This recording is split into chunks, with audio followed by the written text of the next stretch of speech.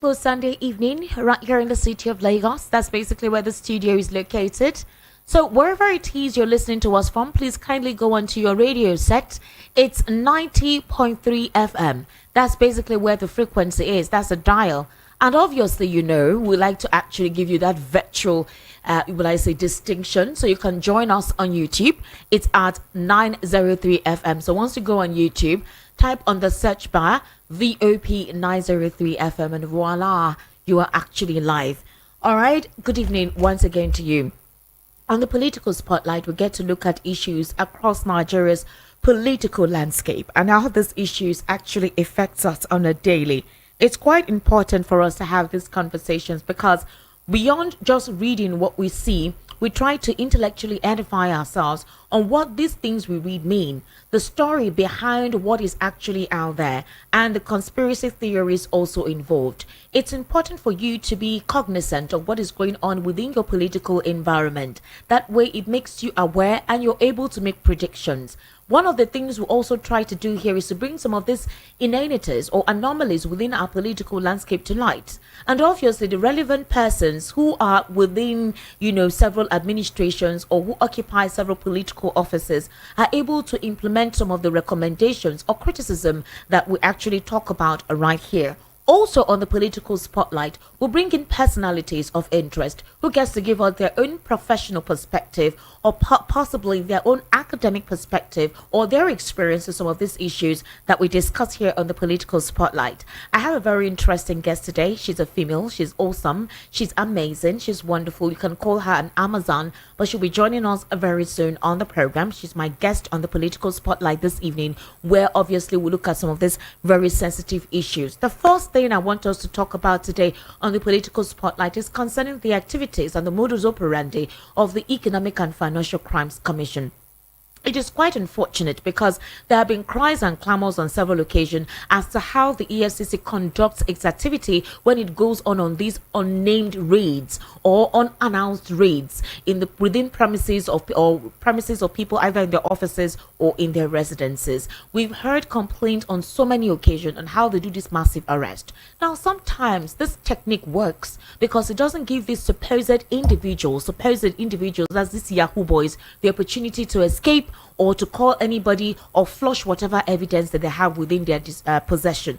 But something actually happened. It's quite an unfortunate incident that happened, but I think this is also a warning in terms of the methodology through which the EFCC carries on its activity. I will start off with a situation that happened in Awka, Anambra State, where EFCC officials actually said that they went to raid a home of someone they consider or they termed as a Yahoo person. So I'm going to take the story so that there is no mincing of words or any misinterpretation of the acute information. So this is what happened that led to this unfortunate circumstance that I'm sure a couple of us already know. Officers of the EFCC were on a mission to apprehend a group of suspected cyber criminals when they were attacked on Friday morning. That is how the story actually came out. The way the story came out is that these EFCC officials who were on a mission were attacked. But then the word on the street, based on those who are close to the family of this individual or who know the actual information as to what transpired, they actually gave us a counter information to what the EFCC put out there. Now, according to what the EFCC officials disclosed, they were assigned from the EFCC Enugu Zonal Command to apprehend a suspected internet fraudsters in Awka, Anambra State. According to the EFCC officials, they arrived Awka very early, to the first home of suspected fraudsters. Remember, it's not just one person they wanted to go raid or one person's home they wanted to go raid. There were several homes, but it was within a particular location. So they said that the first home of the suspected fraudsters were successfully raided and they arrested several persons, according to them, with exhibits including credit cards and 4 luxurious vehicles. And this is what a top source within the echelon of the EFCC disclosed to the press. Now, according to further information as well, they actually said that in the process of that, they went to another home. They went to another home. I need us to understand what is going on importantly, so we have the accurate information and we're able to speak critically make the accurate recommendation to this issue that we're discussing right now. So apparently, when this information from the EFCC was brought to light, they said they set out to visit another location, but reportedly found that they were short-staffed. Then they relocated to a smaller location. Upon arriving there, it was a location with several apartments. So they told the gateman to point them to the place of the person that they suspect they intended to raid his home. Now, when they went to that man's home, he refused to open his door, apparently suspecting that they might be robbers or kidnappers. The person of interest refused to open his door, asking why they were there and who they were. But the EFCC operatives did not respond. So when the suspect refused to open the door on the claim that the operatives might be robbers or kidnappers, the team then proceeded to break into the apartment, and the suspect opened fire on the lead person, and he known as Salisu. Salisu was seriously injured but was still alive, with a second operative injured in his left hand. The operatives rushed the operatives, that is the other operatives, rushed the injured operative to a hospital. They arrived at the general hospital in Awka, but there were no doctors. Only 2 hospital nurses were around, who advised them to look for a private hospital. The EFCC operatives then drove to a hospital named Amako, where the doctor on duty confirmed the EFCC operative dead. This Salisu, who was shot fatally at hospital. Now, also, another one who was injured, apparently that one was shot on the hand, was recommended blood transfusion. All the EFCC operatives dispatched to the night operation had no bulletproof vest, just their branded EFCC jackets. Confirming the incident, the Anambra State Police Command spokesperson SP Tochukwu Ikenga stated that investigations were underway. Investigation into the sad incident is ongoing. The suspect is in custody, and the firearm has been supposed suspected Yahoo person that the EFCC raided his home. According to words on the street, or based on other information or sources coming, they said this particular man was in his home with his family. Now, the EFCC operatives conducted other raids, but they said they saw a luxurious vehicle in front of this man's house, and they decided to raid his home. While they were trying to have access into the man's house or gain access to his house, this man kept asking, please, who are you? Where are you from? If you know the Southeast now, and Awka, for example, especially Anambra, you know the insecurity there, very prevalent, very tough, very thick. You don't even know who is who. And so this man was asking, because these guys came and they were trying to break in through his, not just they were breaking the door. If you've seen a couple of videos when EFCC operatives are carrying on their operations at night, they take stones, they take large pommels, they pommel the door down. They harass the individuals inside, whether you're a female or a male. They rough handle you. They take items. It's very, very, it's very unprofessional.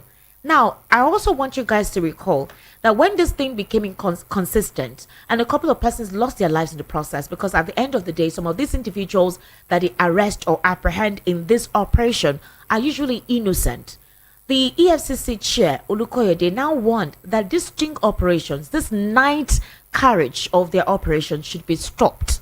But maybe they did not listen to it. Maybe they refused to carry on with a new order from the EFCC chair. As it happens, this businessman in his home had a licensed gun.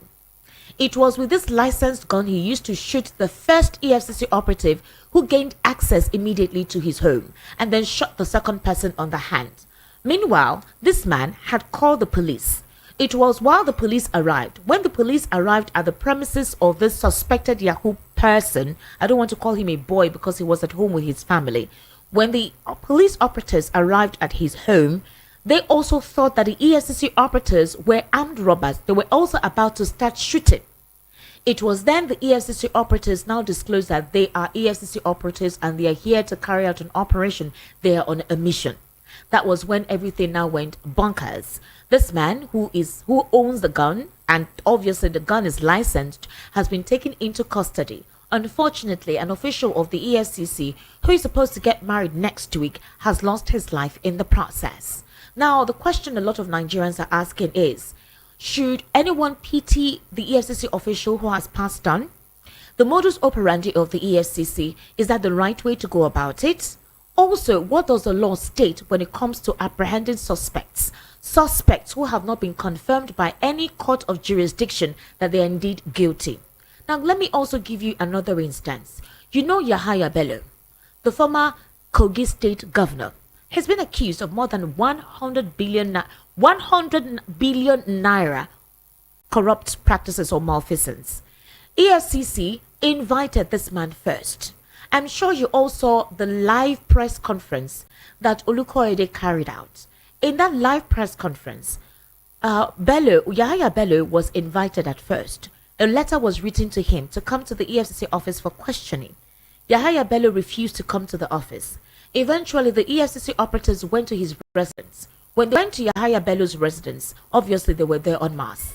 Somehow, Usman Udodo, that is the current Kogi state governor, was able to rescue him within the premises and took him to his own premise, that is his own government house. For a very long time, the EFCC could not secure the arrest of Yahaya Bello. Eventually, Olukoyede said in that press conference that based on supposed familiarity, or will I say his political leaning, they actually asked him to come in through a personal door into the office. Olukoyede said his top official will actually ask the question. They were going to put him in an office of comfort while they're going. Now, they had actually said that to avoid media trial, Olukoyede had actually volunteered that a private passageway would be granted to Yahaya Bello for him to get in without any media coverage and respond to questions that will be asked by the EFCC prosecutors or those who want to investigate. The question now is, does the law apply to a few, or rather apply to a majority, but does not apply to a few? Is the law a respect used to attend to your order or invitation, then you can carry on with your sting operation? And if you want to carry out with your sting operation, you already have a warrant. With that warrant, you don't even have to come at midnight. You have your surveillance already. You're monitoring the activity of this person. You're monitoring what they're doing. Times there are what you call mistaken discharge of their firearms or their weapons when they want to conduct this mass arrest. It's quite an unfortunate scenario that we found ourselves in this country, where the law applies to the majority but does not apply to the few. This is a very huge setback in the operations of the EFCC. Now, here is also something. The EFCC chair said that there was going to be a media chat today by 7:30 p.m. across major television networks, but then that particular media chat has been postponed. They said they will inform us when next he will actually conduct that media chat. This is a conversation we're going to be having on the political spotlight this evening. My guest has actually arrived. I'm going to be introducing her very soon. Also, in the course of the weekend, the People's Gazette, as you know, is an investigative online news platform, actually disclosed a particular information that seemed sensitive at the time. But obviously, the presidency has reacted to it.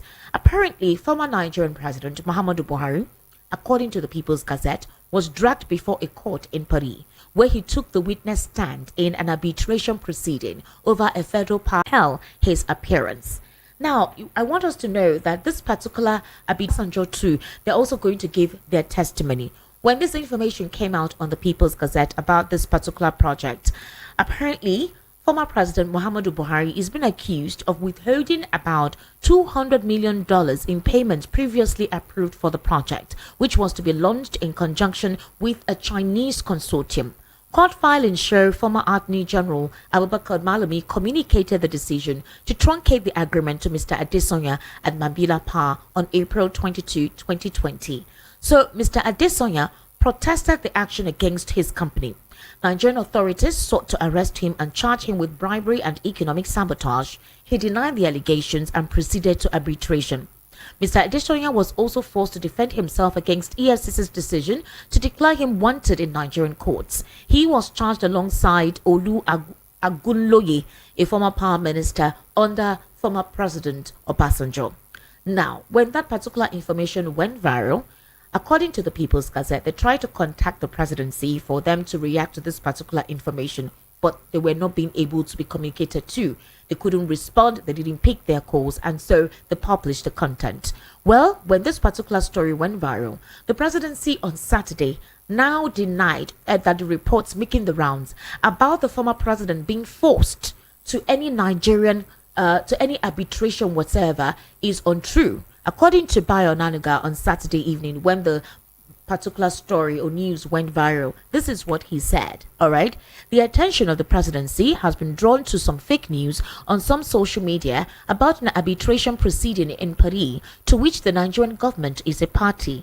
The private meeting proceeding, which should not have been reported in the media, this is what Bayo Nanuga said, that this particular private meeting should not have been reported to the media, is entirely confidential until the international arbitrators decide.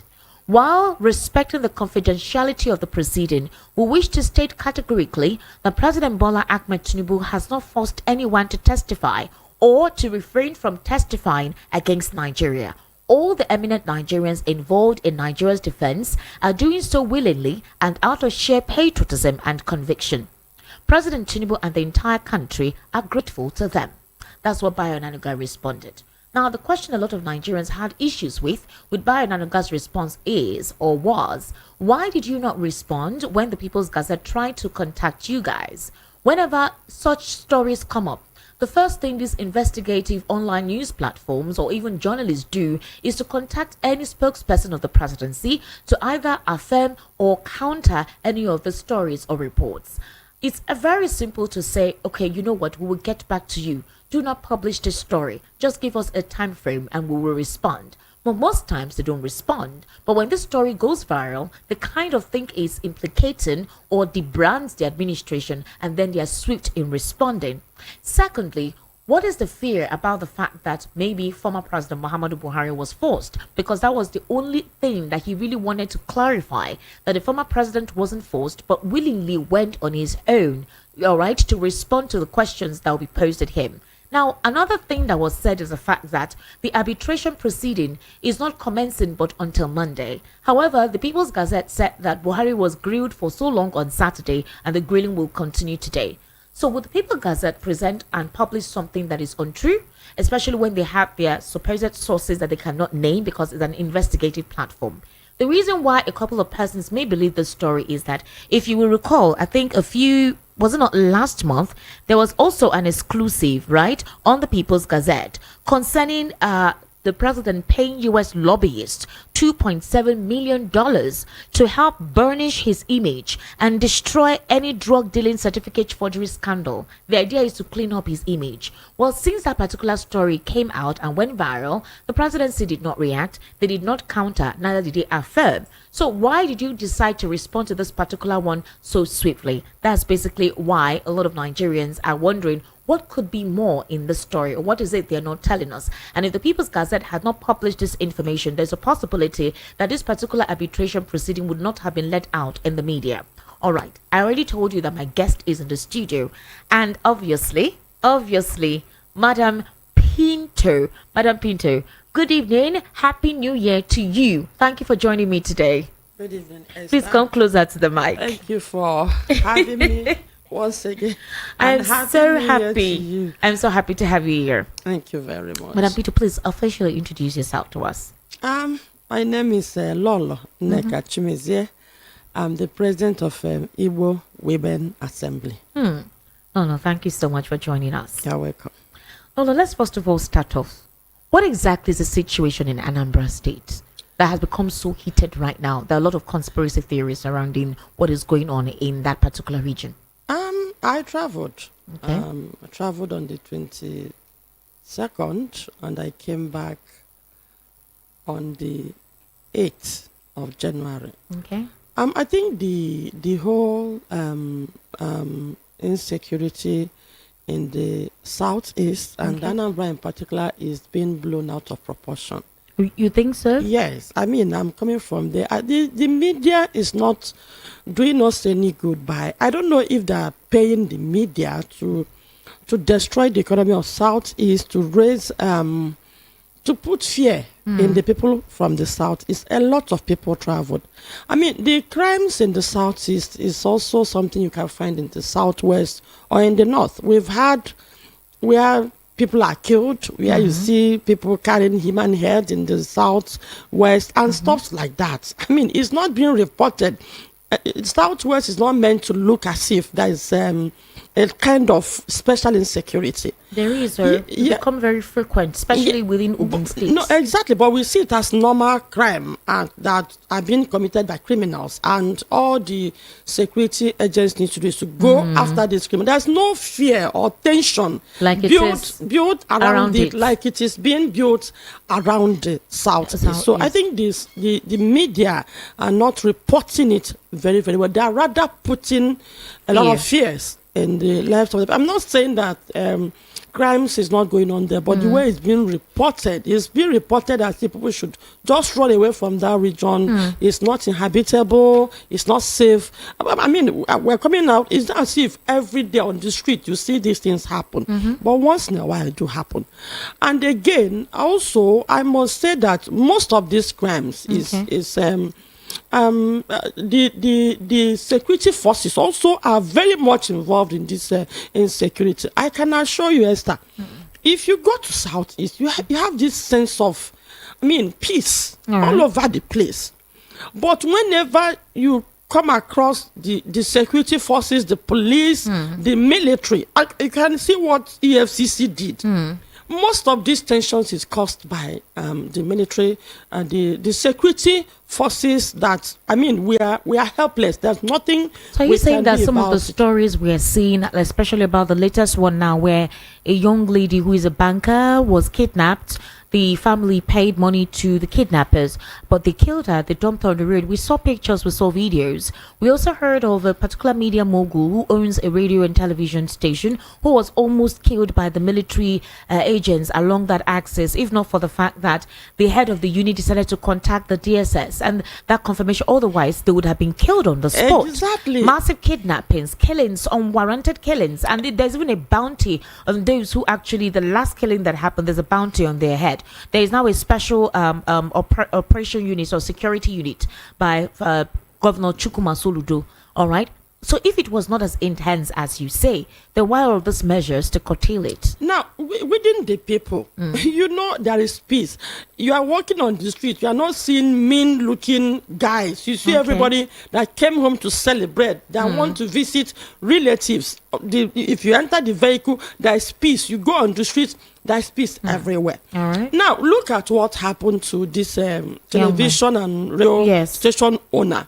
He was accosted by the military. Now, if this man were to be traveling with maybe 4 young guys like himself, they will kidnap them, collect ransom, and kill them. This is clear. This is military. Now, how can you accost people on the road, harass them just like that, and call them IPOB or call them kidnappers? Is that how kidnappers operate? Now, look at this banker. How are we sure the same fate that befell this CEO is not the same fate that befell this young lady? Now, when they kidnap, look, when you see most of this kidnapping and killing, I can assure you security operatives are involved, because if they release them alive, they're going to implicate them. For instance, the CEO that was, if they had, after that they will kidnap them, they will abduct them. Number one, they will come in as military harassing. Of course, you will give in. They do this. Let me say, the security agents in the Southeast are now kidnapping and getting involved in so many crimes with as if they were licensed, because they are security. Look at what EFCC did in this young man. Assuming this young man does not have a gun, if they end up breaking in, nobody would know who. So with the license of EFCC, they commit crimes. They abduct people, rich men. Once they see a rich man coming around the Southeast and they know that this man is a rich man, they will use the opportunity. With their outfit, you cannot resist them. Even people around cannot resist them. Okay? And they will abduct this young man and collect money. And when this young man discovers that, probably through their vehicle or materials he will find in their vehicles, they will collect this ransom and kill them. There's massive crimes in the South is being committed by security operative, by police, by EFCC. Look, one day was rough-handled by NAVDAC. Is it NAVDAC? Yes. I saw them on the road, and the way they were harassing people and searching. In Lagos? In the East. Oh, in the East. I was traveling from Nnewi to Nnamdi. I saw a guy. I don't think they don't cultivate marijuana around Southeast. I don't know why you are all over Southeast. Where they cultivate this in the Southwest. You are not harassing them in as much as you are harassing them in the Southeast. And I was rough-handled. In fact, I lost one of my nails in the process because I tried to challenge them. And if you talk in the Southeast, if you challenge them, you're as good as dead. They'll be like, it's as if there's a mission. It's as if the federal government poured these people in the South. There is a particular mission. I've said this time without no matter what is going on in the South, there is a mission by the federal government of Nigeria. Because otherwise, we've reported this since and nothing is done. This CEO have you seen the army say anything? Sorry? Or we're investigating. Oh, who did this? No, it doesn't happen. We've reported several occasions, even myself, in the course of trying to cover what is going on in Southeast. I've been harassed. We've reported it, and when you report it, it goes down. They don't say anything about it. And then, they will come up and start telling you how they are winning. Now, so all these supposed unknown gunmen that have killed people, we don't see their faces, they wear masks. Are we saying that these are state-sponsored persons? There is no unknown government. The federal government is created the unknown government. The unknown government is simple. Asari Dikibo. How can you, we keep on saying it, how can you engage a militant, pour him in Southeast, and then you are looking for unknown government? Is that possible? Now, the federal government and the military are the creators of the unknown government. Remember, before they moved into Southeast, there was nothing like gunmen, not to talk of the unknown. They were, in fact, the first time I heard unknown gunmen, I heard it from the military. I read it when the military said unknown gunmen. So they knew the unknown gunmen. Okay? In their desperation to, I don't even know how to explain the essence of moving in a militant, arming them in the Southeast. And now what did they do? Turning around to arrest our youths, burn our villages, in the name of looking for the unknown government. So the unknown government, we've uncovered it. It is the federal government of Nigeria that put in that. That's a huge allegation, Lolo. That's a huge allegation. Asari Dikibo. Okay. He's a non-militant. He's a militant from South. Okay. We all know. And then he came to the national TV to say he was engaged. Now, after the federal government moved in the military in a region that has no crime, whatever. There's nothing like crime. All we have was sit at home. And we believe that they said they are sending them there to relax the sit at home. How can they now engage a militant to Southeast? And immediately, the military, of course, and the militant moved in. We begin to see the unknown government. What else do you want us to say? And the IPOB they are talking about, even IPOB has been around since 2015 till date. We've not seen them carry gun, really. They've protested. We've not really seen them carry gun. We've not really had an incident where the military had a shootout with IPOB and they arrested some. And they, not just like they do with Boko Haram. Yes. They will tell you there's a shootout. They killed 5 militaries. Militaries killed 10 of them and then arrested them. It has never happened in the history of Southeast that there has been a shootout between the military. What we hear is we killed. In fact, they never arrested the military. Now, how are we sure that this IPOB that are being killed is not like the CEO that they arrested? They just waste lives without checking, nothing. Without checking, they just catch. So the pogrom has been on in the Southeast for quite some time now. Instant killing, now kidnapping people and killing and calling. In fact, they disguise in whatever and even means. Inciting, because there was a recent tweet done by Reno Mokri. I'm coming to in whatever means they can kill. They kill without mercy. And we'll be shouting with crying. There have been several articles accusing the militaries, accusing the security force, and the federal government have not done anything about it. Talking about Reno Mokri, there's a gang up against Southeast. They are using people. They are paid people from the media to attack the Southeast from the media, and then they have the soldiers, the militants also in the Southeast. Not only Reno Mokri, even recently, this guy from the West, former Minister of Works, has joined.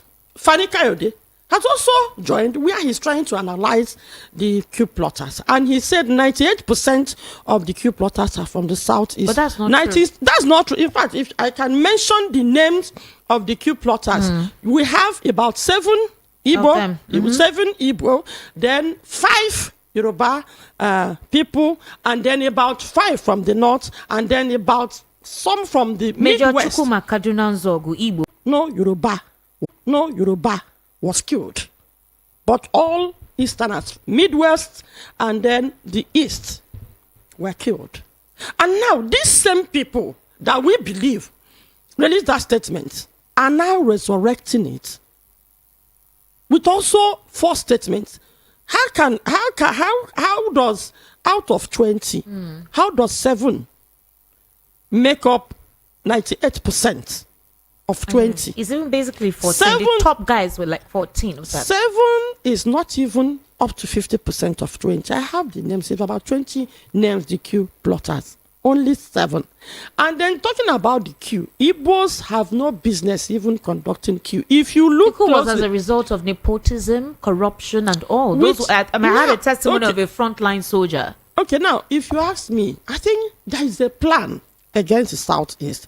So the government of the day will just look for a way to move it. Now, if you look at that very time, I think we should have a way of communicating with our Southwest brothers. You will say there's North and South.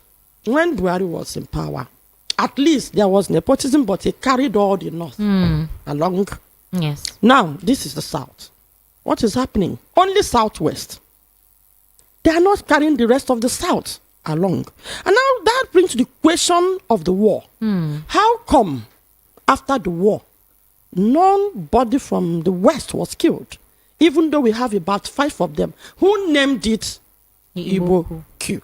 So I think I'm using this opportunity to communicate to our Southwest brothers to mind the way they hit up the politics against the Igbos, actually. Especially on social media. It's become so bad, Lolo. I want to take you back and also 4 statements. I mean, if they are making statements of fact, it's a different ballgame. But 4 statements. Twisting the narrative. Look, now, and then I'm also going to tell them, now, I don't want to generalize this. It will be very, very unfair for me to... We have a lot of good Yoruba people, good good statesmen. Yes. Somebody like Pa Ayadebanjo, the guy that was just recently released from prison. Wale Soyinka actually went to jail during that war. He protested the war so much so that he was sent to jail for 2 years. So it won't be nice. But I think there are cabals in the north and in the southwest that have this issue with the east. I mean, Pawolowo was like one of them. Yes, he has his own cartel that just put the heat on the southeast. Not all the Yorubas agreed. If you look at his policies, do you think this thing became more obvious after the 2023 elections? Because I've never seen our politics this divided. No, I think the APC government, the APC as a party that was formed by our current president, President Tinubu and Buhari, had a mission to continue the 1966 war and genocide. Are you sure? Yes. No, that's a very huge allegation. In fact, I stand to be corrected. Let them deny, because, they say action speaks louder than words. From 2015, the Igbos were removed from all over the place. No more federal character. All right? Now, it becomes worst in this era. And from 2015, there has been killing of the Southeast in the disguise of IPOB. Remember the Operation Python dance? Yes. There were a lot of killings during that time. And then remember, as Freddy Kubo said in his speech, he said he is a very close friend of Bola Tinubu. Their friendship they've been in good friendship for a very long time, according to us. So moving as Freddy Kubo to Southeast, I'll not be surprised if our current president played a role in it, because he was the APC national leader at the time. At the time. Now, looking at what is happening in the Southeast right now, him turning away from all the complaints, all the crying, all the operas in the media, the roadblocks, the killing, and the pointing and accusing fingers on the military. He has not done anything about it. The presidency have not reacted. The military, some of them that are very grievous, they will play it down. And also the media is not helping matters at all. Okay, look at this CEO that complained about the military and them wanting to kill him. What has the military said about it? It's dying down. In fact, even the media, look at the EFCC man that was shot. It's all over media. Now, in fact, they are trying to make it an Igbo man kill an Hausa man. Yes. They are trying to make it an ethnic. Lolo, let's even look at that critically, because the truth has to be said. If you go on social media, quite a lot of Nigerians, regardless of their tribe, are actually saying, no, this time around, right? They are criticizing the EFCC. It's just unfortunate that certain persons are taking advantage to make it seem like it's a tribal thing, again, to heat up the polity, and that is so wrong. Now, my issue right now, my issue. Sorry, before you okay. move on, check the tribe that is heating up this polity. Check the people that are trying to change the narrative from EFCC to Igbo man kill an Hausa man that's an EFCC. It will certainly be from our brothers, some of our brothers from the Southwest. And I think Igbos, we need to rise and meet the leaders of the Southwest to caution them about this heating up the polity, not just heating up, making false statements. Some of them are even working government officials. Exactly. In fact, one of them are politicians. Yes, one of them that was suspended from the Lagos state government, I think his name is Ajay or something, the one who wrote that those who actually burnt TVC or whatever were hunted and executed. And then the Lagos state governor actually suspended him. If you go to his social media account, you see statements that are bigotry related. It's quite unfortunate that government officials are meant to promote unity, and the government are the ones also turn part of their eyes away from it. Look at this chief that was recently released. The chief that, out of frustration, after the election, the Lagos state government watched as Igbos were being attacked, killed, their properties burnt. We were helpless. Police were not helping us. The government were not helping us. And the man, out of frustration, said, if you cannot defend us, that he's going to invite IPOB. That's all. That man spent 2 years in jail. But people had made statements worse than this. A lot. No, somebody threatened, even police somebody will not threatened even fight the them president's wife, and nothing happened. Exactly. Will not even fight them to invite them for questioning. So that's why I said this very government is trying to revive the 1966 genocide. And it's going on in the Southeast already. In fact, there is a guerrilla war going on in the Southeast. There is a war going on. You know, during the war in 1966, yes, there was war in the Southeast, and there were normalcy in the West. And yes, in the North, and in the they North, were even enjoying free education. In fact, the way we are listening to what is going on in the Southeast now is the same. So the APC government came in to finish up where they stopped in 1970, but now they want to catch Igbos on a way. They are doing it in guerrilla style. So you won't even understand what is what is going on. How can a military that was moved in a place to relax, sit at home, now arrest citizens minding their business, going about their business, without prosecuting them, without no prosecution, nothing, shooting at sight, killing them, arrest them, meet them, shoot them? Because I've been telling people, I said, this is true. We read. The military will say, we busted IPOB, we shot, we killed 10 IPOB. Who are these IPOB? Where are they busting them?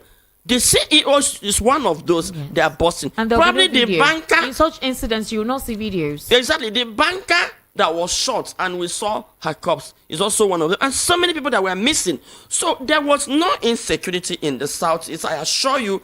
But the insecurity in the Southeast is been under siege. by the security So you're forces. saying now that what is currently going on in Anambra State is not as how we see it. I want us to listen to this. These two incidents happened in Anambra now. Yes, it did happen in Anambra. I want The us to EFCC incident and the military is in Anambra. Yes. I want us to take a listen to this young boy who was also a victim of the EFCC modus operandi, and he was really not happy. Let's just listen to him briefly.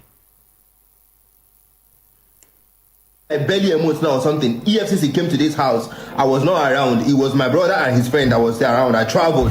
They called me on phone and told me about it. EFCC no knock. They don't do anything. They just broke this door, like break into their house, bullied people, beat them up, broke some properties. I will show you guys something. See this television like this now? It's EFCC that broke it.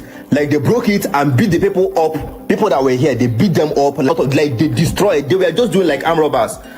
Now, after everything they did, they took them and took up to other 15 people in this compound along. Without any information, without any reason, without any cause, nothing. They searched their phone and they saw nothing, but they took them along. After all the stress and everything I passed through, they came back.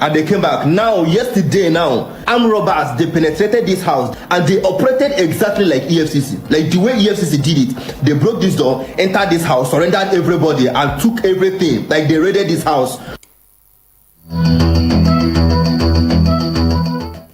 Yeah, so that was somebody recounting his experience with the EFCC and what transpired after the EFCC came and did their raid and left. Now, the question now is this. What are the Southeast governors doing about this? I don't want to believe that the Southeast governors do not know that there have been complaints like this about the residents. Specifically in December, a lot of Southeasterners traveled home. They went to enjoy the Yuletide season. What are the Southeast governors doing? Chukwuma Soludo set up a security outfit. Udo Gachi. We also have Alex Oti too, but though that region is quite calm. Peter Rumba of Enugu State, that particular state is quite calm. Ebonyi, Francis Nwifuru, that place is quite calm. So the area that is actually experiencing this surge in volatility of criminal activities supposedly is Imo State and Anambra State. So if you remember, the Southwest, they had apprehended that Boko Haram or ISWAP members, they have sleeper cells in the Southwest. The DSS kept them and they're asking questions. They're trying to locate all the sleeper cells they have because lately there have been a lot of killings. If you know that a former police inspector's wife was kidnapped from her home, now Amotekun has been set up. The Southwest governors decided to come together to see how they could set up a security operative or a security outfit that will help combat this particular menace and go into the forest. So why can't we have that collective effort by the Southeast governors to monitor this? Now, the challenge we have in the Southeast is the issue of IPOB. We are not well managed. Okay. These were very organized youth. If you ask me, Okay. I've really taken time to monitor and look into the activities of Southeast. It's like the IPOB members got wind of, maybe had information about what was about to happen in the Southeast. Because really? everything that was happening, Nnamdi Kanu was warning, was saying that the Fulani Ginger, the way he reports it, the Fulani Ginger, we that are trying to come over South, they want to take over South and they were coming through the bush, the Fulani herdsmen kidnapping. And they set up what they called ISEN, Instant Security Network. I can assure you then, you will hear them report they have chased away the Fulani herdsmen and all that. Now, when the problem was, the IPOB took over leadership of Southeast, just like then you hear Boko Haram taking over some states in the north. The people were more of listening to IPOB because they felt these people were representing them. Really, IPOB and the governors that should represent them and should say certain things are not saying, and the IPOB is putting a lot of pressure. Now that really it was a problem. I think they had several meetings on how to manage this IPOB thing. Okay. Now, they were more of how to get back the people from IPOB, and they were ready to do it by all means. Now, out of the desperation, they actually allowed the military to come in, not knowing what the government of the day had in mind. In fact, it was an avenue to now come in. They've been wanting to have a way of coming in to do this. They don't have... there's no way. Now, this is an avenue for them to now come in. Otherwise, how can the military come in and then all of a sudden, who negotiated with Asari Kibo? who negotiated with the military? Because I think the whole, every human being has tendency to commit crime. If you know that you commit that crime and get away with it. Sure, yes. So now, since the Southeast is now a place where crime is going on, there is no doubt some of the citizens that were in Lagos and all over the place started moving in. Now, rather than the militaries curtailing them, they were even using them to commit most of these crimes. It happened to me. I challenged the military at Osumohu one time when they were questioning me up to my family name and stuff. That was like, so you will gather information from us, send it across to the kidnappers. So they built a cartel from the military to the criminals, to the underworld people to do all this. Now, the thing has gone so much so that even the governors don't even know what to do. I put a call across to one of the leaders when I got to him. I said, this is what is going on. I think the militaries are on top of all this crime being committed. The man said, Madam, we know. Listen, his word. Our problem now, since we discovered that this is what they are doing, the challenge is, if we send them away, they will now pull the criminals and now say, because the militaries have left. So I think this is the issue. If you watch, throughout all this IPOB military stuff, we did not hear more of this from Enugu. Why? When this happened, celebration. After that day, when those supposed celebration, after that day, when those supposed unknown gunmen came, it was like there was going to be a heavy presence of the military there. But somehow he's been able to contain that. Even when 5 military men were shot. Yes. But they wanted to enter Abia State. Yeah, so that was the means. Did not allow them. We went to Mahia, Ewa. We had to tell the military, the person is for you to pack and go. We can't have you, when we are attacked on the road, you begin to arrest our boys. And those also went and had a meeting with them. I think that's curtailed, but you see, have reports of kidnapping around, Abia State. But in Imo State, even on the 24th of December, Asari also reported that he's still working with the militaries in Imo State. Yeah, he even mentioned the community where his boys are along with him. At Idato. He mentioned and it. Yes, he mentioned it. And if you watch that Idato, there were killings in Idato. And now, Anambra State and Imo State are just, I don't know how to say it. From all over the place, they have boundaries. From that Idato, Anambra have boundaries. From Olo, Anambra have boundaries. You get it? So I think they are moving from Imo State to Anambra State. Now, if you look at some communities in Anambra State, put up serious security. They put up serious security. In those places, there were no incidents. Like Okwo. In fact, they all ran away from home. But this time around, they raised up to more than 500 security men. That was where Denko had his mother's burial.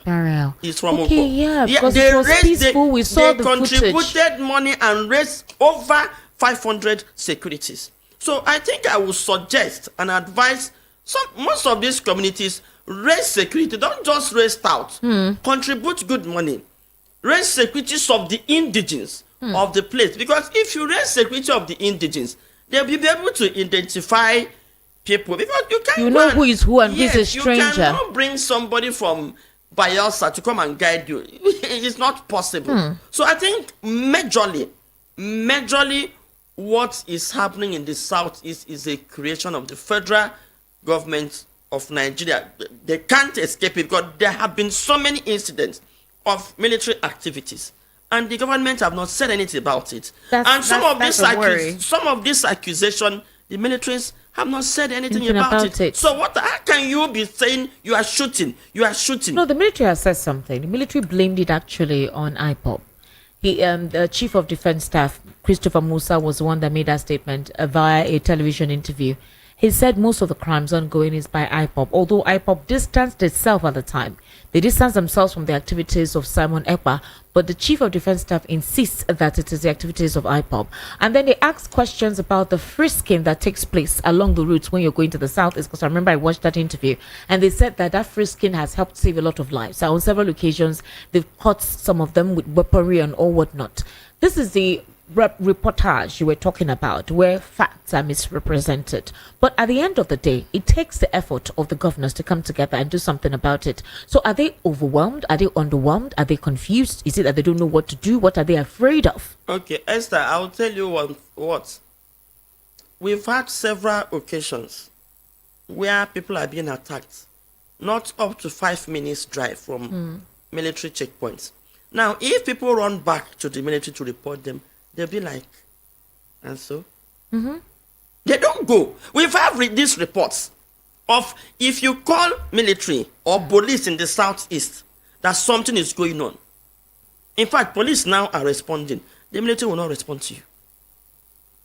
Even if it means 2 minutes drive from where they are, they will not respond. So him saying that even in the southeast, all they do is collect money. I've not seen them do it other than collect money, cause a long hold up, and be collecting money. That's all they do. They don't do any other thing. So him saying that whatever they do now, the IPOB in question, Esther, an average Igbo man is IPOB at heart. They have that support. IPOB have no office. IPOB have no, it's not like OPC, where you see them doing something, or Boko Haram. No, they go about their business. They use media to pass the information. They said they want to get their freedom without shooting. They want to use the civil means to get it, and they have mentioned it.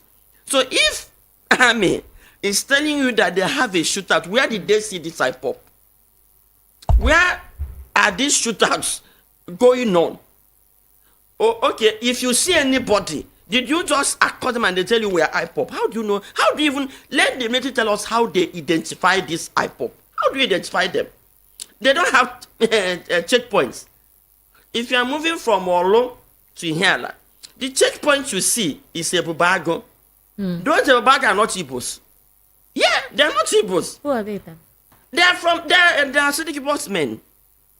They are not Igbos. They are acidic, have accosted them. Are you saying that a state governor employed Asari Dokubo's men Yes. to help him fight insecurity in his state? Well, Because I heard a lot of mayhem being conducted by those guys. At some point, they were suspended. The day I met them at somewhere, you know, I'm from Olu. I was traveling. I got them around 9 o'clock. They extort money from people. They intimidate people. They beat people. If you see the way, and if you look at these boys, you will know that these are hardened criminals. I mean, if you see a criminal, you will know. These are hardened criminals. Now, let us ask the military. If you go to the north, they will tell you Boko Haram have checkpoints. Motorists will pass and see them and know that they are Boko Haram. I have never seen any checkpoint or anywhere and they will say, this is where IPOB are staying. Or IPOB will come and say, beat their chest and say, these people keep on saying, this is not us. Why not find out who those people are? No. Now, the worry we are having is these people are killing our children, our citizens. And young boys, young children. Look at the CEO. Is a typical example. If he did not have those, even the men he had with himself, they were already putting them together that they were kidnappers. They didn't. They were asking questions. They were responding, but they weren't listening. So if the leader hadn't come there to say, okay, you know what? Let's just verify this ID card you are presenting, would I be hearing a different story by now? So if they did not have ID card. No, the ID card still. They didn't believe it. No, you can imagine. They didn't believe the ID card. If those people does not have ID card, they are now IPOB. This is the crime that is going on in the Southeast by the military. Of course, they use media. Even what we are saying, media will not carry it. A lot of our shouting media will not carry it. I've had a lot of publications in newspapers where we are complaining this. It dies from that news. You don't see it on social media. No television will come and say, okay, you know, when they write something, let's discuss. It doesn't happen. Or even carry out a documentary. It doesn't happen. When military says something, what media say? Media reports both sides. They don't go to report both sides. They don't go to investigate. Okay, where are these boys? Where are you seeing them? How do you see them? It doesn't happen. Now they use media to lie and confuse Nigerians about what is going on in the Southeast. But we that are covering most of journalists that are covering most of what is going on in the South, we know that there is heinous crimes being committed by the security forces, not just the military. Look at what EFCC did. If this young man does not have a gun, they will abduct him, collect money, and kill him. How are we sure this is not the way they identify their IPOB? So the governors, probably the governors are believing the reports of the militaries and the media. You know, the media doesn't know how far they go to shape a nation. The Nigerian media is destroying this country. Because some of the media outlets are trying. Yes, some of them are trying. But a lot of them, even the leadership, look at NBC. NBC should regulate certain things. NBC should do certain things, but they don't. No, NBC wants cooperation, cohesion, unity. They don't want inflammatory. They don't want any form of divisive content on either the television or the radio. But they're allowing it. What Ruben Abati said is divisive. They may have written to Ruben Abati. Why would they write to him privately? The ones they used to find, do they find them privately? So I think the media should rise up and report and give Nigerians the kind of report that will unite us rather than dividing us. Yes. All right, Lolo, the leader of the indigenous people of Biafra, Nnamdi Kanu, has lodged a formal complaint against Justice Binta Nyako of the Federal High Court, Abuja, with the National Judicial Council. Kanu accused the judge of judicial misconduct in handling his ongoing trial.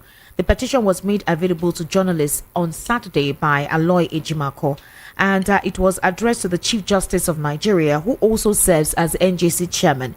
In it, Kanu alleged that Justice Nyako's action in his case have caused him damage, including the deprivation of his liberty. Justice Nyako is currently presiding over a 7-count terrorism charge brought against Kanu by the federal government. Now, in the affidavit sworn by Kanu's brother, Prince Emmanuel Kanu, the IPOB leader detailed his grievances, including the judge's refusal to reinstate his bail despite what he claims is a Supreme Court determination supporting his release.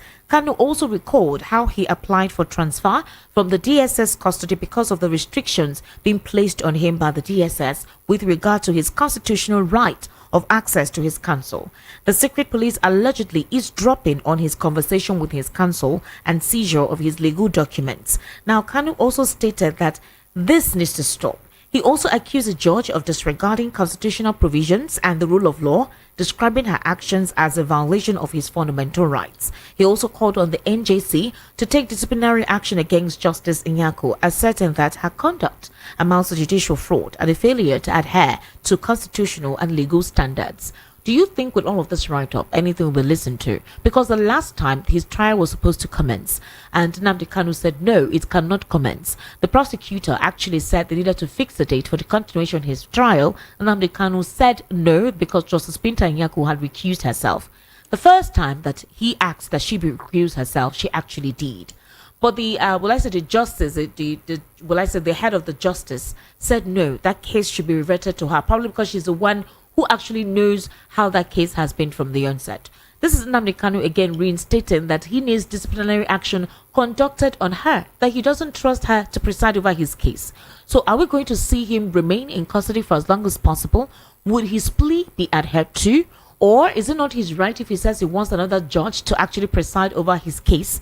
And according to Nnamdi Kanu, he actually offered to give any student in the Nigerian law school 1 million naira if they're able to prove where in the constitution that he cannot have access to his fundamental rights while his case is ongoing, besides the fact that he has remained within the DSS custody. Well, first of all, I have to commend Nnamdi Kanu and salute his courage. You get it. What we don't know is that the judicial system of Nigeria has collapsed. Okay. From 2015 till date, we do not have a functioning judicial system. So no matter what you do, the head of our judicial system from 2015 till date is the President of the Federal Republic of Nigeria. They control the judiciary. So we do not have any, and the judicial system is not working. And you know what that means for Nigeria. In fact, 90% of what is happening in Nigeria is caused by the non-functioning of our judicial system. Our judicial system is not functioning. So Nigerian state is collapsing. Because once your judicial system has collapsed, what else do you have? You now have a lawless nation. You now have a lawless environment. So, and I've said it time without number. The incarceration of Nnamdi Kanu is just an excuse for what is happening in the Southeast to continue. What is Nnamdi Kanu's offense? Number one, if we have a judicial system, which nation will condone abduction? Nnamdi Kanu was abducted from another country to Nigeria. And he has been granted bail. But his case is on terrorism-related issues based on the statements that were made that were anti-government, that was divisive. Even if he's a terrorist, should Nigerian government abduct him from another nation? Why don't they apply for repatriation as law demands? Number one, that is infringing on his human rights. And now, a court of competent jurisdiction has also granted him bail. Okay, now he has demanded that his judge recuse himself from the case, at which the judge agreed. Why are they reassigning? Is Nnamdi Kanu the first to make this kind of request? So anything from Southeast for this government is like you are slaves. It's like you are conquerors of war. That is what I'm seeing. Look at the man that was incarcerated for 2 years for nothing. He had been released. And then they said he was jailed for 1 year for parading himself as a chief. This is a country, and this is Nigeria. And somebody in this Lagos came and gave so many threats to the Igbos, even on television. In fact, I don't even know how Lagos State government had that man saying that, because it was not on TV. Probably he made that statement somewhere. They were quick to get him arrested. Igbos were shot. No, it was on social media. It was posted on social media. It was posted? Yes, it was posted on social media. He actually was addressing... he was recorded. Okay. Yes, he was recorded. Well, I didn't see that. But I covered the aftermath of the election. Esther, if you see what was done to the Igbos, some people, we visited some Igbos that had gunshot wounds at we saw that. We saw one person who came back to even come and continue her voting. I interviewed such boys. We covered it. Esther, we have a video. The boys that did that were being covered by police. Somebody was in a 3-story building and was videoing. Police was at their back, following them while they were shooting the people running. At Alagbado, Abulado, about 7 boys were shot. What was their offense? After the election on Saturday, on Sunday they were coming back from church, and these guys opened fire. And they knew the people that opened this fire. And then when the video was released, we now saw police behind these boys. So many atrocities. That's why I said the genocide, they are just looking for something that will make the rest of Nigerians go against. In fact, the media war is just to, especially on social media. On social media is just to get the rest of Nigerians to join the genocide. I don't know what they plan, but whatever it is, God will not allow it to happen because we've uncovered it. So you asking about Nnamdi Kanu. In fact, the rest of Nigerians knew that there is something about Igbos going on right now. Beyond that, American military veterans of Igbo descent, they have warned that Southeast governors risk a range of U.S. presidential sanctions, including travel ban and confiscation of assets on U.S. soil over their alleged complicity in the continued detention of the leader of the indigenous people of Biafra. In fact, they say the warning is coming on the heels of the alleged reluctance of the governors to jointly write a joint statement demanding that the president release Nnamdi Kanu to them. The question is this: the last time we heard the governors, after the Southeast governors, after a meeting, say that they had all written along with some House of Representative members, for the release of Nnamdi Kanu. We also heard Benjamin Kalu, that is Nnamdi Kanu's younger brother, tell us that he got promises from the presidency. Well, the president's son. This was before the election, that if IPOB is able to ensure that the Southeast is okay and they support or they vote for him, that they will definitely see that Nnamdi Kanu is released. And so Benjamin Kanu had to come out to say that what is going on.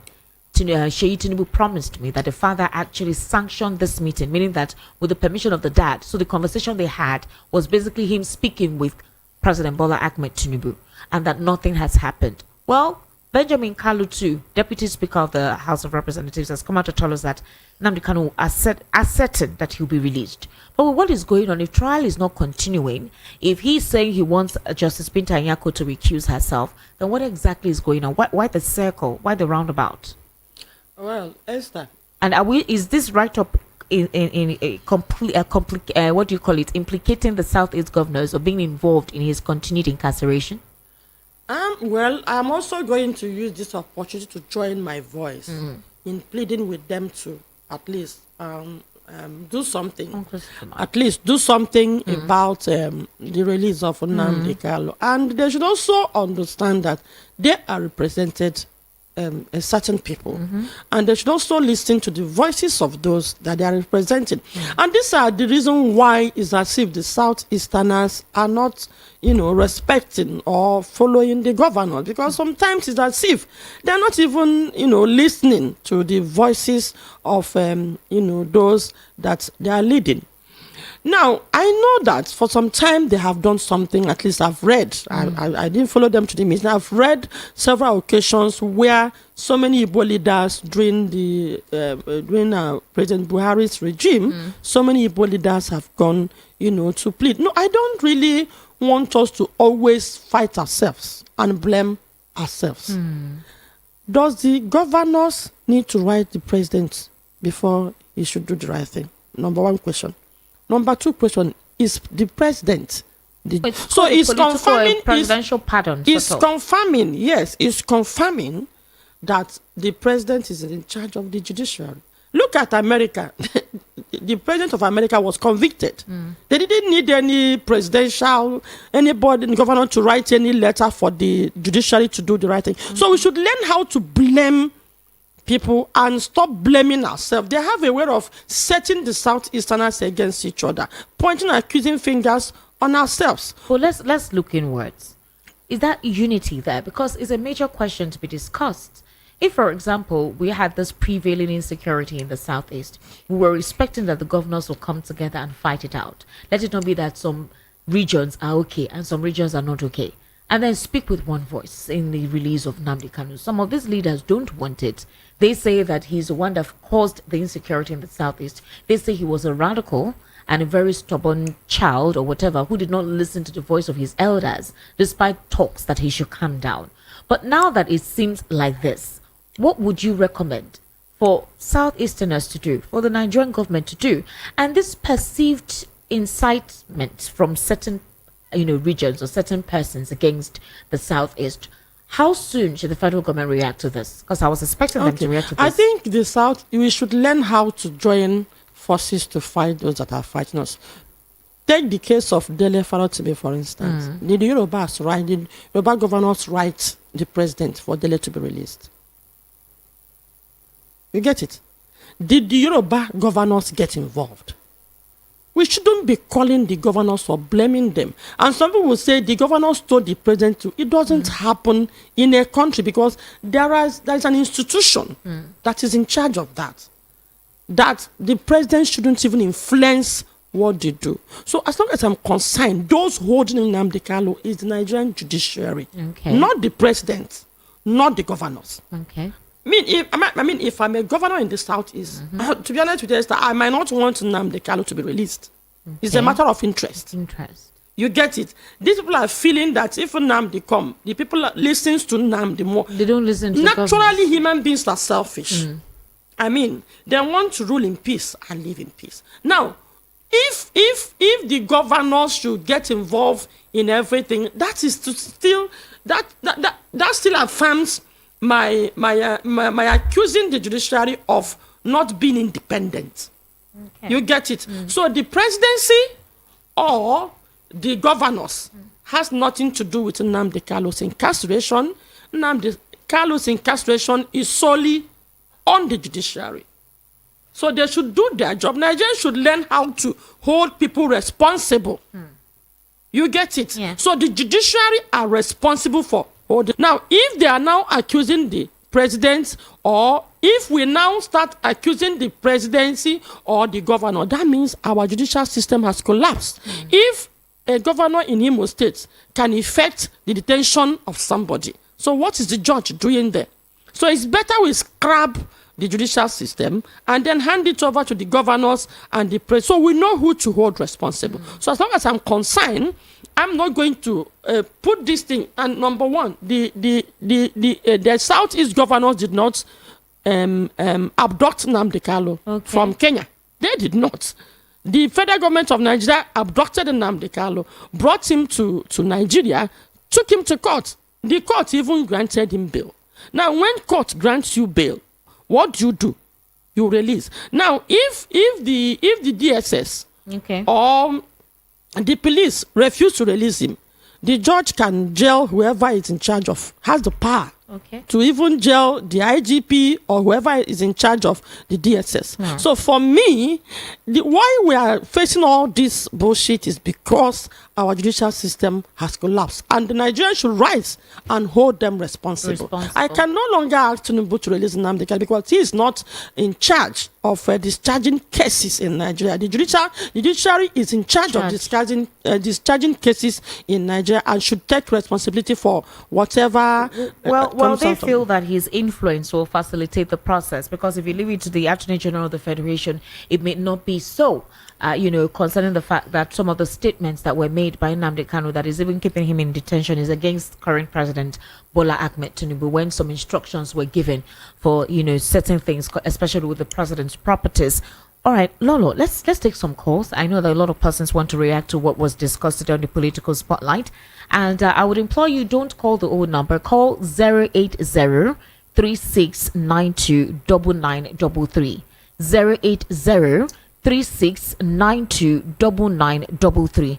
If you're watching us on YouTube, I believe that the number will be put on the screen there, so you can actually call if you're watching us.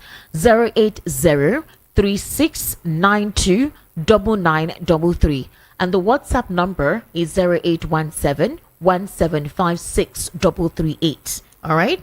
Hello, good evening. Welcome to the Political Spotlight. How are you?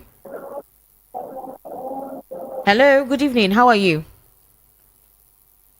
All right, I've told you, don't call the 0700 number. Call 080-3692-9933. 080-3692-9933. Hello, good evening.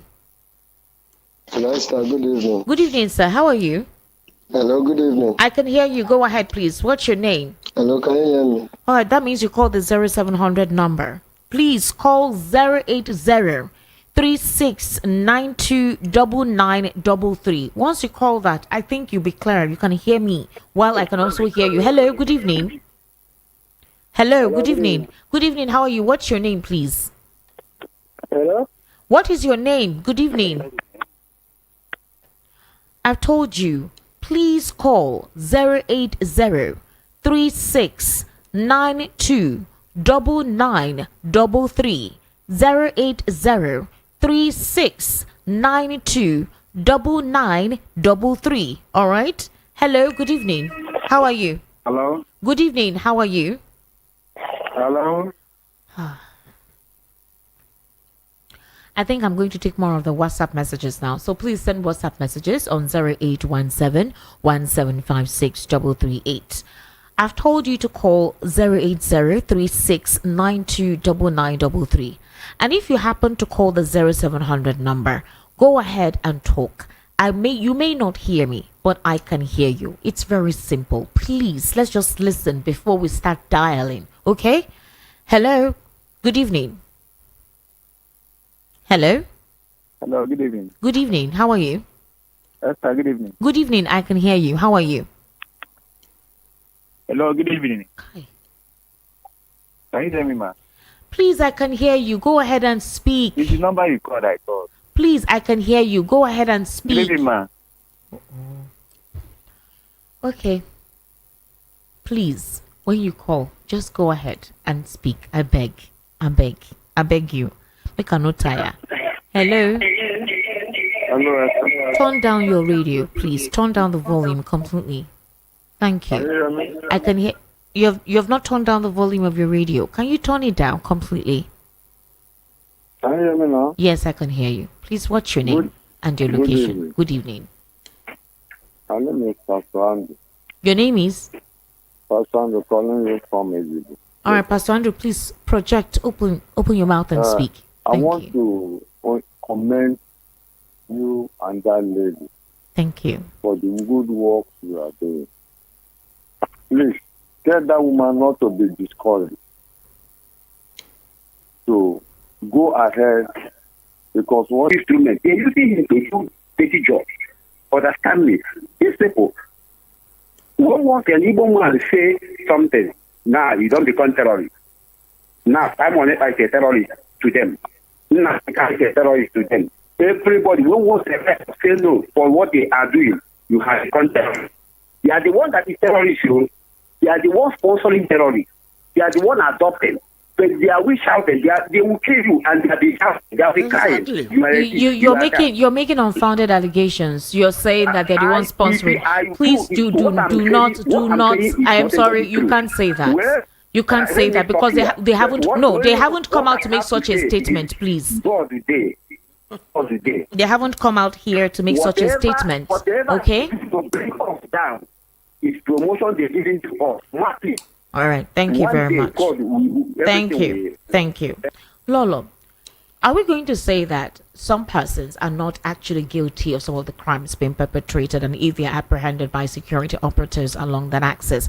Because a couple of people may think that this is slowly turning to what we say, maybe we like to concentrate so much on conversation around the Southeast. But the thing is, that's what has been in the news lately.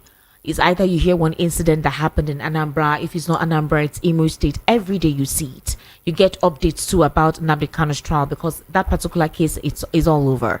The president too, his economic reforms, those are the issues we're seeing across Nigeria's political landscape. And this also is politically motivated. Most of that conversation is politically inclined. So some persons may think that at some point we always infuse this, but this is basically what is trending or the controversial issues in our political scene. Exactly. We are not trying to promote any form of disunity or whatever. We're just trying to bring out the awareness. If you are active on social media, I think you understand where Lolo is coming from, specifically on X.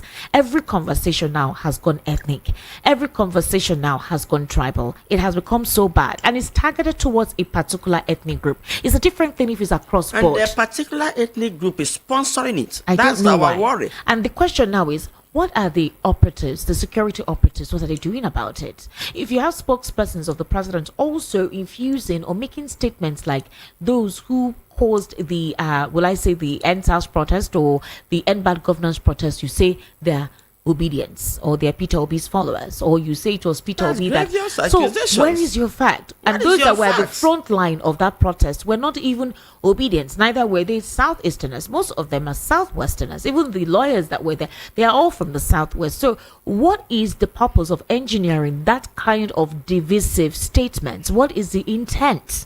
That is what the worry is about. And when will they come out officially to actually sanction this kind of notorious statement? When you don't sanction it and you keep quiet about it, it means that you want it. It means that you are actually sparing it. And that's the issue here, which we're trying to use this outlet to call their attention to this inorderliness and for them to address it. For example, like I said, Reno Mokri actually did that. On Armed Forces Remembrance Day, Reno Mokri went boldly and wrote that the coup of 1966 was against the Igbos, against the Hausas, and that he smiled at the camera.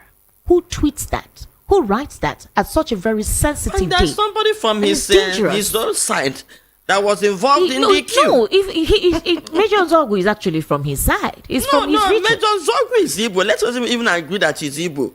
There is someone from Urobo. Okay. I think that is from there. Side. Yes. Hello, good evening. Hello, good evening, Efka. Peter Osifo, right? Yes, thank you very much. This is Peter Osifo. Hello? I can hear you, Peter. Please go ahead. Let me quickly say what I have to say. In the city, I give you Good evening. Thank So you. you're talking very well, and I will in fact agree with you. And it's up to 90% of what I said. Before I go further, I want to depend or repeat one statement made by another caller on Friday, last Friday. Okay. It's not a easy call, but he sent a WhatsApp message. Yes, he did. Trying to malign my name. A campaign of calumny against my person. It was said that I mentioned your name on another. I never mentioned your name. I only mentioned VOP rightly. The program was that is all our politics. We're talking about the 5 people who were telling VOP news that evening, Yes. 6 p.m., Yeah. that were alleged or said that There they are were speculations that those speculated governors may to defect to another political party, which they have come out to refute. APC. Yes. Hello? Yes, the speculations of those governors that they may defect, but that they had to come out to refute it. I mentioned Tubara. And I Yes. said that Tubara should not be allowed to join APC. Yes. It's calculated that he's a traitor. So I never said that they have joined APC. Are you hearing me? Yes. But this man, James Obona, from Oshodi, was trying to malign my name before you. In fact, I guess he's the one because he spoke after I spoke. Why the man who, anchored that program said that they didn't carry it in the news, in any news. I said I had it in the news, but I didn't mention your name. Only said DOP. That 5 governors, they said, including... There are speculations, and the speculation has been debunked. Delta State governor, and maybe even Kubara. I only took Kubara as a test and said that I don't want it to join the peace government. That is all. You're right. It was in the world news at 6 on Friday, where there are possible defection plans. I can hear you. It was in the world news at 6, where there are speculations that these particular governors may defect to another political party, but they came out to refute it. The party members came out to say that it's not true, even if they're having internal wrangling issues. Peter Osifo, please go ahead if you're still there. Oh, okay. He's gone off. I think he came out to actually debunk that information, Peter. Hello, good evening. How are you? Ben from Iba. Hello. Ben. Hello, Esther, good evening. How are you? Happy New Year. Hello, Esther, good evening. I can hear you. Happy New Year. Hello. Okay. Ben, please kindly call back. Call the number 08036929933. 08036929933. Okay. Hello. Good evening. Hello, good evening. Good evening, sir. How are you? Esther, good evening. My name is Innocent. I'm calling from Amuo. All right. Go ahead. Esther side. Please, what I'm interested is, I want to ask, what is the Southeast people now is saying? Now, this governor of Anambra State, Soludo, have bring a security outfit that is going to be in Anambra State. Okay. Now, for me as a person, I'm seeing it that he's just doing it for him to just people that will put fear to the people that want to contest against him this 2025 election. And after he have used these people now, give them cutlass and all these things for them to protect, after everything, he will win. And then when he win now, the consequences. Abandon these people. The consequences. When the hungry are now starting disturbing these people, they will use this cutlass and all those stick and whatever they give to them to start chasing people, start stealing from people, start harming people. That time, the Southeast people will start calling the president, calling army this and this. Now they should start condemning it. Let that man know that he can do without this. All these things they are bringing now. Why is he bringing them now? He wants to contest for the second tenure. They should let him know what he's doing now that is wrong. Not tomorrow. I don't know whether Southeast is like 5.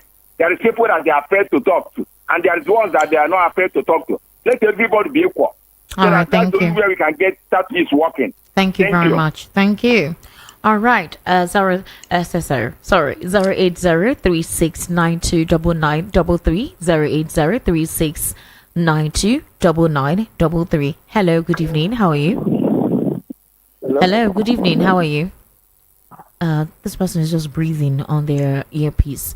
08036929933. Hello, good evening. Hello, good evening. Hello, you're live. Good evening. Hello? Yes, good evening. How are you? All right. This person doesn't know they're live. Hello, good evening. How are you? Welcome to the Political Spotlight. Esther, good evening. how are you too? I am I'm fine, sir. What's your name? Okay. My name is Daniel and I'm calling from Idimo. All right, Daniel, please go ahead. Okay, I want to greet our Ada in the studio. God bless you, ma. They were. Yeah. Okay, you see what she was telling you about the insecurity problem of the East and the media. I was at Owerri this past Friday. I was also there yesterday. I came back yesterday evening. Okay. And I can tell you on Friday around 12 p.m. after 1, I went around Owerri. And you discover that activities are still going on. Okay. In fact, somebody took me to a place where he said that they will stay there till they break because they are selling and people are buying. You see clubs, they are open. Hello. Hello. There was no problem. Okay. But hello, I can hear you. Okay. You went off a bit there. I said people, where there. I went around there yesterday, Friday night. The activities are still going on. People are walking on the streets, and it's not that there is no problem. Sometimes there will be pockets of things happening here and there, but it's not the way media project it. If you are like, for example, if you're in Lagos here now, you are hearing what is happening in the southeast. You will think that there is nobody there again. Everybody have deserted or they have killed everybody, but it's not like that. I went around. In fact, I can tell you that as at 2 a.m., I was moving around on Friday. Are you serious? Yes. As at 2 a.m. on Friday, I was moving around Owerri. Somebody was taking me around. And there was no problem. So the media should be able to do their work. Even the VOP can even send people to go and investigate, know truly what is happening. Just like what he said, most of the problems there are being caused by the so-called security people. And the Saredo Kobo's men. They are the one harassing people. No reasonably woman will go and kill his holy woman for just no reason. It's not possible.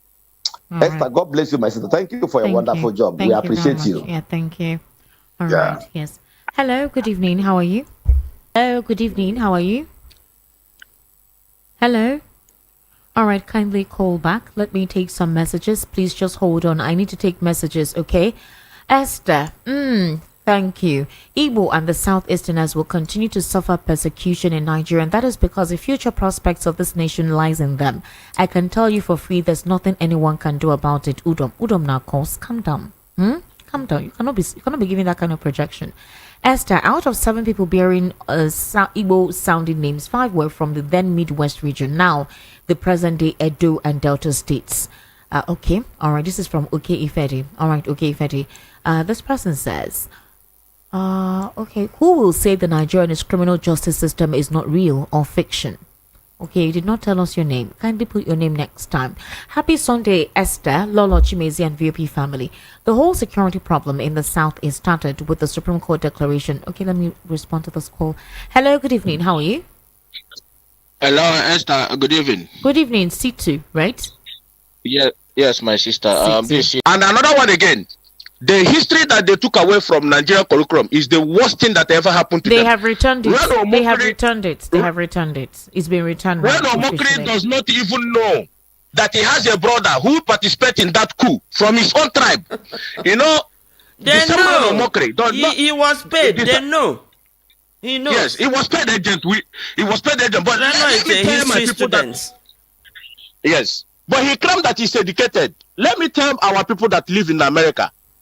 You see this tribal war against Igbo. Igbo have to stand up and punch somebody on the nose. If you don't give a bully a bloody nose, it will never stop. That is what I believe on radio. If I was in America, I will go match. I will locate where he is. In his doorstep one morning, he will show me there, and I will come to me and him. We finish the tribal war. What to do? Exactly.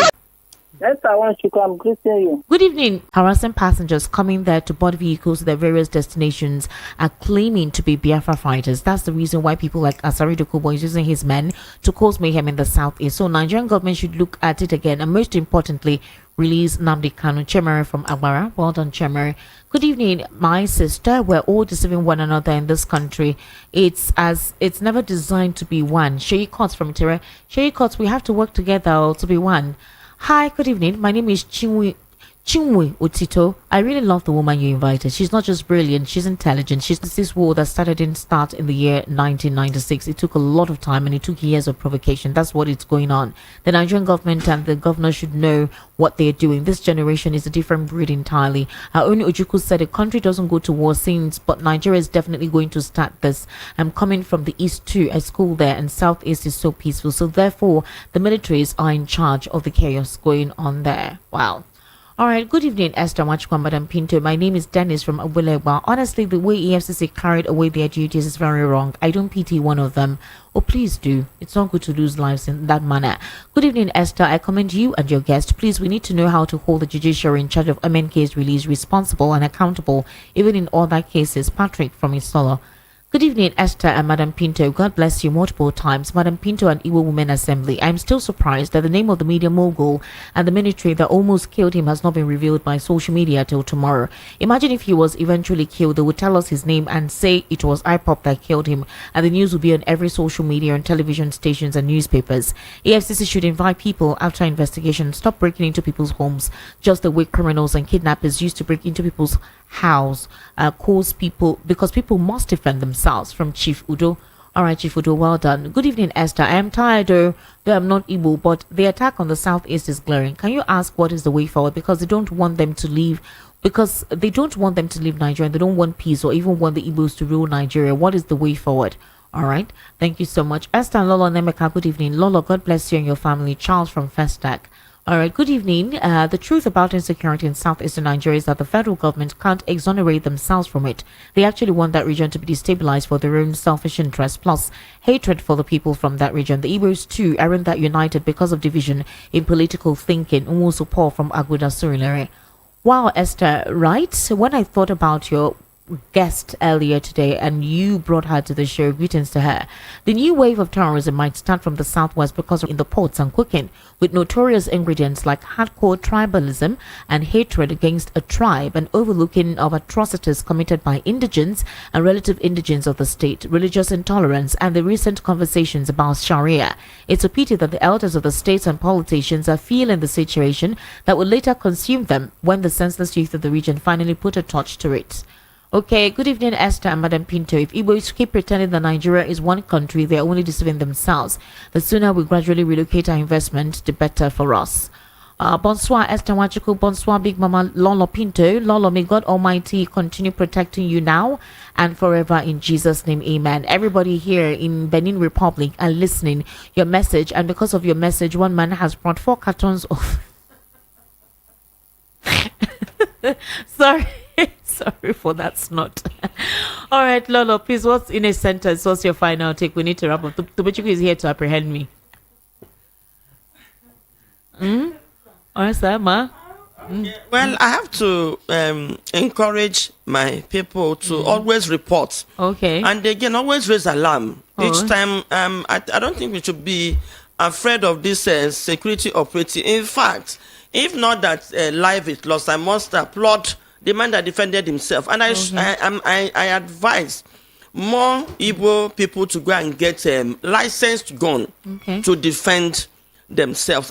The young man fought gallantly. Unfortunately, an EFCC man was taken down. And this should sound as a warning to EFCC on how to carry out their operations. Now, I'm advising the Igbos, do not be afraid. Do not be afraid. Try as much as possible to work together to help each other. Anytime you are moving on the road and there is a harassment by any security operative, please stop and help yourself, so that let's see if we can reduce this harassment. I'm also pleading with the federal government to look into the activities of the security forces in the southeast. I think the insecurity in the southeast is more of the military and the security forces is caused by most of the security forces than the IPOB. Thank you very much, Lolo Pinto. I sincerely appreciate you coming. To all of you who called and sent messages, thank you so much. My name is Esther Wachiku.